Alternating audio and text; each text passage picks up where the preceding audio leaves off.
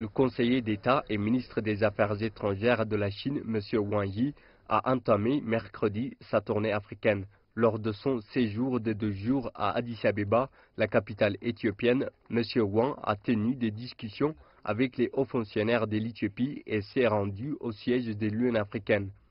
Le ministre chinois des Affaires étrangères et le président de la commission de l'Union africaine, Moussa Faki Mahamat, se sont entretenus sur diverses questions bilatérales. Lors de cet entretien, le ministre chinois a indiqué que la Chine souhaitait soutenir la consolidation de la paix et de la sécurité ainsi que les efforts de développement de l'Union africaine.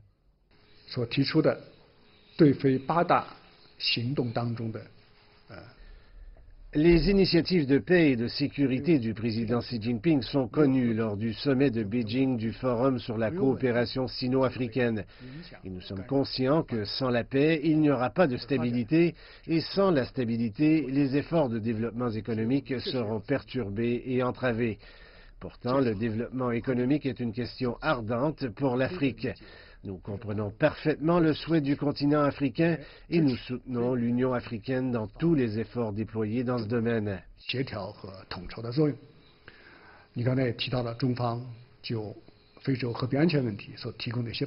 Le président de la Commission de l'Union africaine a salué le soutien constant de la Chine aux efforts de l'Union africaine dans la consolidation et le maintien de la paix et de sécurité et de la lutte contre le terrorisme sur le continent. Je voudrais également me féliciter et remercier la Chine pour son soutien à la force africaine en attente. Déjà, une aide de 100 millions de dollars a été octroyée à cette force, dont 30 millions en matériel ont été déjà réceptionnés au centre de Douala.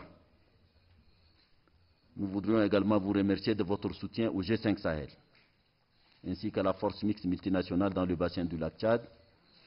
Ce sont des urgences sécuritaires dans le continent africain. Et ce soutien de la Chine est le bienvenu pour aider à faire face à une menace multiforme que constitue le terrorisme et le trafic et la criminalité transfrontalière. Je voudrais également me féliciter de la décision de son Excellence le Président Xi Jinping de mettre en place un fonds de la paix. C'est ce qui ressortait des conclusions du sommet du FOCAC à Beijing. Le président de la Commission a aussi indiqué que la Chine et l'Afrique jouissent d'une coopération forte, dense, multiforme et efficace.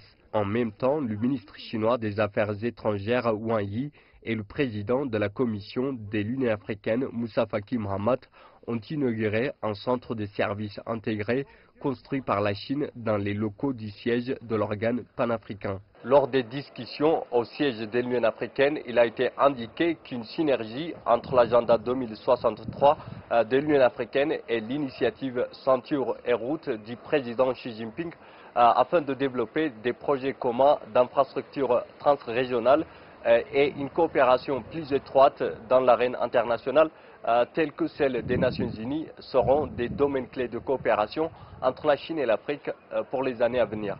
Zinabar Lefom, CGTN français, Addis Abeba, Éthiopie.